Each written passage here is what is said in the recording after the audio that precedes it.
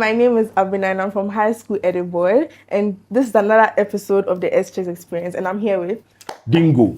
Okay, so I would like you to introduce yourself. Bernard Kwadwo Sheldon. That's my real name. Okay. Also known in the media space as Kwadwo Sheldon. The Sheldon name came from the Big Bang Theory. It's an American sitcom. There's a character that I feel like I modeled my brain after. He's very, very intelligent, so I see myself as like a Kwakwanas. Okay, so what SHS did you attend? Were you a day student? Were you a boarder? What was your, like, how did you feel about the whole SHS experience? Which JSS did you, are you asking about JSS? No, SHS. SHS is Sunrise Christian High School. I was a boarder, and yeah. Okay, so what was your first thought when you got admission? Were you scared? Were you excited? Were you, how did you They don't give me admission. They put me for inside. No, they think say they give me admission. They carry me go there that this is my son. I want him to attend this school. You know the private schools, they don't do, like at that time I don't think they were computerized. Yeah. So that one you go and pay. So we were paying, like my old girl was paying like money for me to go to that high school. And so that was just me. And nobody admitted me. I entered that school and that was it. And How was your first day like? You know what's funny? Entered the school, then we were unpacking from my old girl's car. Then one senior asked me, what will your nickname be? I said Pampers. Till today, they call me Pampers. Why Pampers? I don't know. That shit just came to my head and I said it. And till today, people still call me Senior Pampers. It is crazy what names can do to you. But thank God for Sheldon, though. But I don't know why I said it, though. They asked me that question. The first thing that came to mind was Pampers. How, bro? So your first week and your second week in school, did anything embarrassing happen? Oh no. We were being treated like we be I think like kids who were trying to figure out an environment. So you go to prep, like everything was going on smoothly until like, the third, fourth week when we started experiencing real campus life. Like when your food is finished, when you start diluting like a spoon of shit, or you fetch the shit, or you have to add water. Nigga, you will learn. You gonna learn, bro. And that was when we started. But then I think the first week, second week, it was cool. Like they were treating us like we're human beings. When we moved past that week, oh my God, things became real. Bro, they were treating us like you are in the military, bro. They will wake up, go here, like, bro, you will scrub and scrub like shit. What shocked you most about SHS?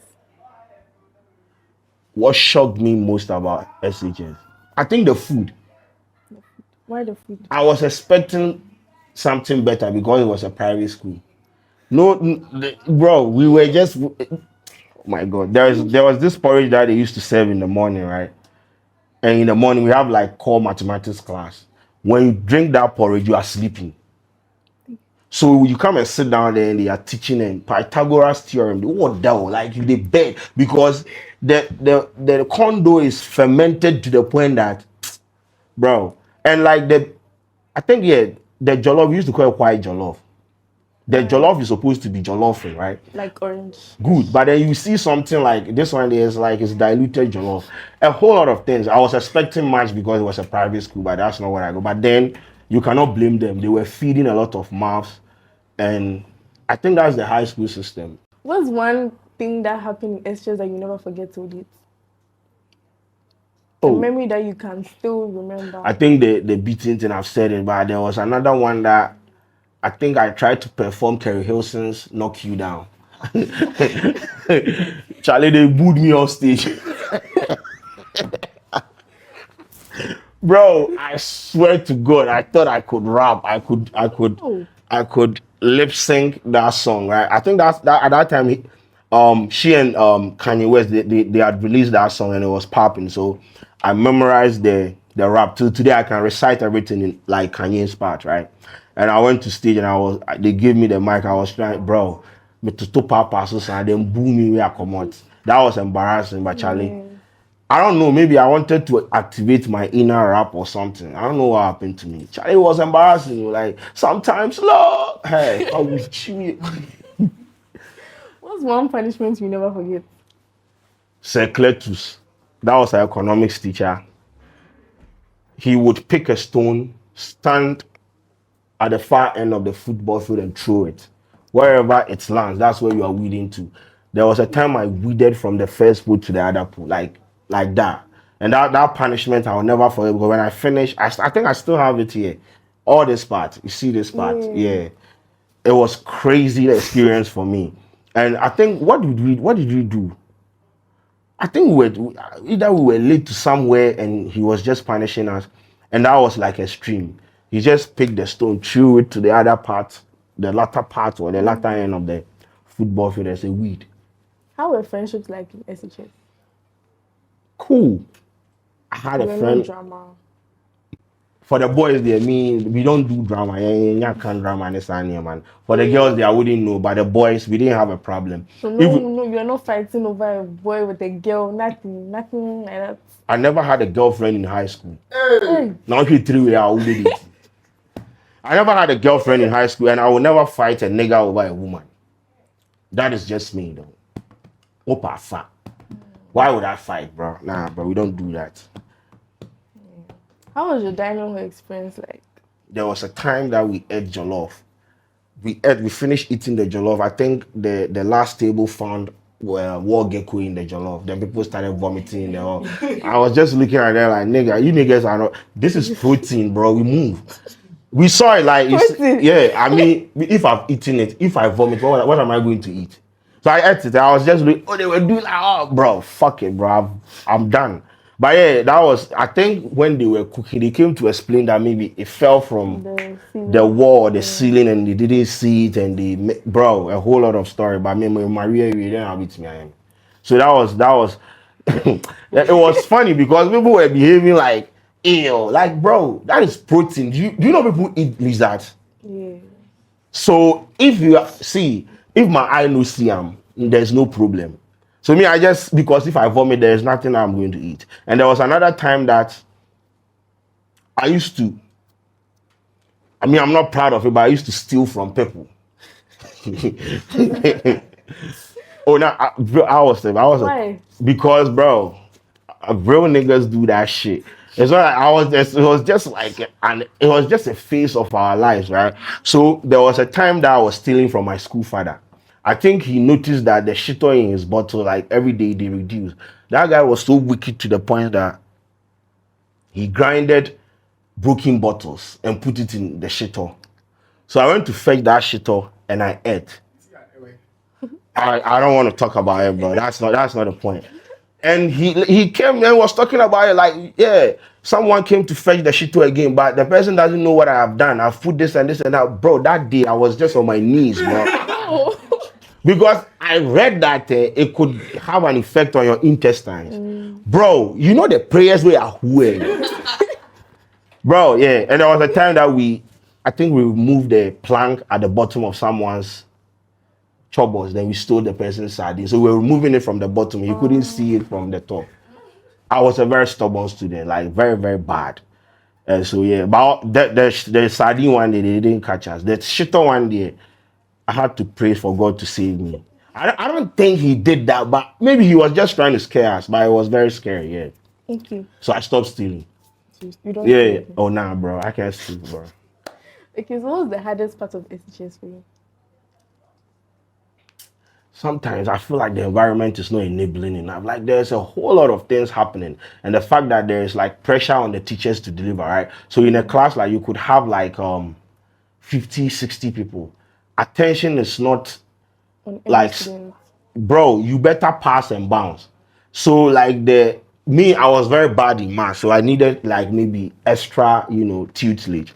You will not get it. And that pressure mounts on you and you have to like, because at the end of the day, it's academics, and if you fail, you are not going anywhere. So I feel like that part is it's a bit some way. But apart from that, maybe if I had to go back to like high school, I would go and experience it all over again. They should remove the commas.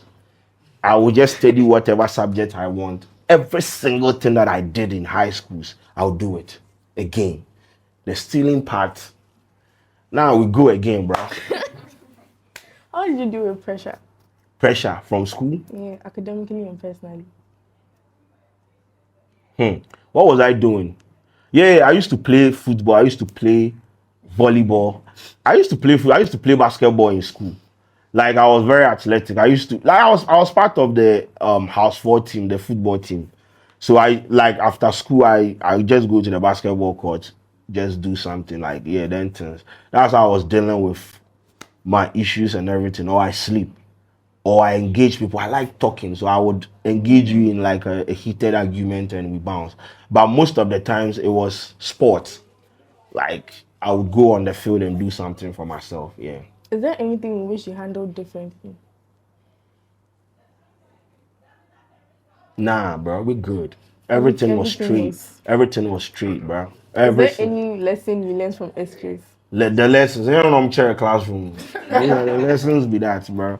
But any lesson, I feel like whatever you do is consequential, right? If the 4 years you reap it. So if you decide to go and be wayward and stubborn, at the end of the day, when the results start tricking you, don't blame anybody. Don't blame the system. Don't blame the person that marked your papers. You failed. So I feel like once again, every single thing that you do, you engage yourself in is consequential. So once you figure that out, you are on your own. So do you feel like SHS like shaped who you are today? Of course, a lot of things that I was experimenting on a lot of things. So when I came out, yeah, I think it was not a clear-cut path, but I could see like the signs and symptoms of things that I wanted to do eventually. So high school was fun. High school shaped me. High school built me. That shit built my character, like to be resilient. That is why, like, no matter what life throws at me, if life gives me lemon today, the bitch chia more rooms this year. Like, I'm good, bro. I live my life and I make sure like I go for what I want. So the last question. Yeah.